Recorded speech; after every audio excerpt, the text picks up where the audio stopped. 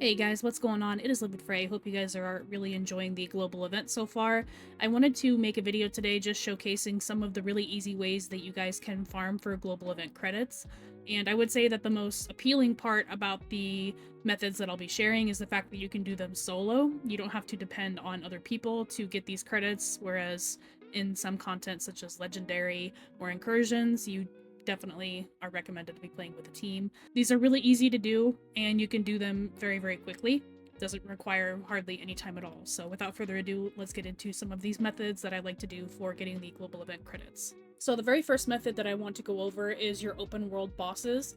Open world bosses have some of the most reliable and consistent open loot pool drops in the game.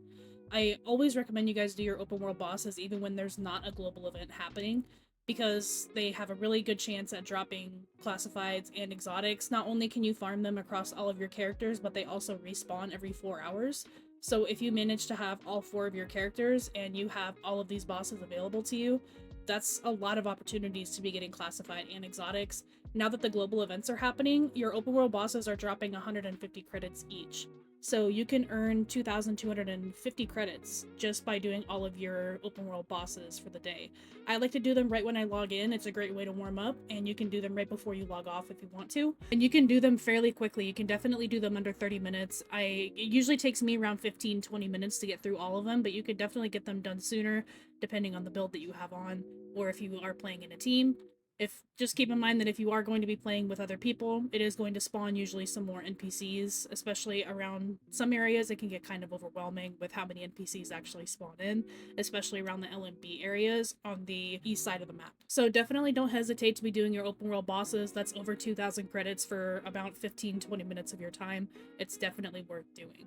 The next method that I want to cover is the HVTs. So the HVTs, otherwise known as high value targets, are these NPCs that you can visit inside Camp Clinton or inside the terminal or the base of operations. There's going to be 2 of them. There's a daily and a weekly HVTs, and these are just targets that you basically go and eliminate waves of enemies. It's extremely easy to do, and there's another thing, honestly, that you should be doing daily. Oh, the weekly ones, I believe, actually reset twice a week, so it's really, really easy to go and farm for the global event credits this way. It's also a really good way to get Phoenix credits if you're low on Phoenix credits. This is something that I'll go and do whenever I'm pretty low on those, and if you don't feel like doing legendary missions. They're really quick, they really don't take any time at all. There's maybe 4 or 5 waves until the boss actually spawns. The bosses themselves are going to drop credits, and then when you finish the HVT, you actually get quite a hefty amount of those. I would say, I think for the weekly ones, for the lowest amount that you can do, it's like 400 credits or something. So it's definitely worth doing, considering a lot of the hard missions are going to be around 200, and the HVTs are going to take you less time. So the last method that I want to go over is Amherst's apartment. So at the moment, for the current GE that's happening, Amherst's apartment is not one of the missions that gives you additional credits, unfortunately. All of the GEs are kind of based around certain missions. I believe that this mission is going to be tied to Outbreak, and I think Outbreak was towards the end of the schedule, unfortunately, and in my opinion, that's going to be the funnest one. But this is still the probably most effective way to farm global event credits, even though it's on hard difficulty. So first I'll go over the method, and then I'll kind of explain the build that I use. So basically for Amherst's apartment, you can skip the majority of the mission. All you really have to do is clear the first room and the last room. The rest of it you can just skip through. And there's a couple different ways you can do this. You can throw on like a high tank build.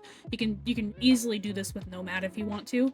I personally am even lazier than that, and I would prefer to run Tactician so I can just drop the stuff that's gonna get the kills for me and keep going. So the very first room of the mission, like right when you start, there's just gonna be a couple cleaners in this courtyard. You actually don't have to take these guys out at all. But once you get into the next room, there's going to be 3 cleaners. I usually just sticky bomb all 3 of the cleaners, and I get them with 1 hit. Really, really easy. But if you are obviously using something besides a sticky build, you're gonna have to gun all 3 of them down. That's why another reason why I found that Tactician is just better for this method. But after the 3 cleaners go down, the doors on the bottom are going to open. There's going to be a heavy cleaner inside. Eventually I tweaked my build a little bit, and I did a security link instead of a recovery link.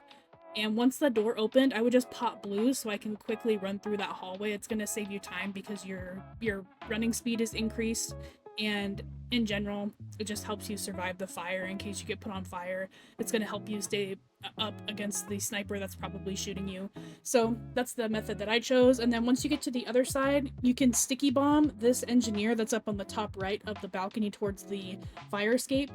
He's the one that's going to cause you the most trouble. He can put down a turret. He's a shotgunner, so he can gun you down pretty easily. I've just found that it's in your best interest to eliminate him first, and then go right up the fire escape from there. You don't have to clear this wave at all, but he can cause you trouble, so I like to just, as soon as I get into the courtyard, just shoot a sticky bomb at him and then kill him immediately, and then I won't have any trouble. And then I did eventually tweak my build a little bit. Like I mentioned, I put on a security link instead. I also decided to change my secondary skill from Seekers to a turret. The main reason for this was to just keep the enemies occupied on something else besides myself. With the Seeker mines, they kind of run and scramble. Sometimes the Seekers don't always work and they'll explode on impact on like a cover or something. So I decided to do a turret, that way it's always locked onto them. It does take a little bit longer sometimes, and sometimes if they're hiding behind cover they can't see it, but at least their attention is on the turret and not me. So that's a big reason why I just decided to change it. And then another reason why is I'll get to very shortly, but basically once you get through or once you go up that fire escape, you're going to find yourself on top of the roof. You can also clear by this wave that runs up to you. The only one that I would try and get if you can is the rusher, because he will obviously chase you into the next room.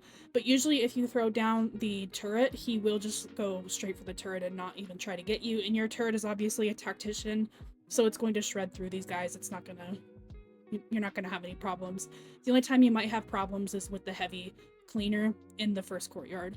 He might eliminate it pretty quickly. Once you clear past that section of the rooftop, you're now in the final room. So this is the only room that you technically have to clear. One of the things that I would do is I would go up to the top and toss my turret into the opening for the rooftop to get into the second floor.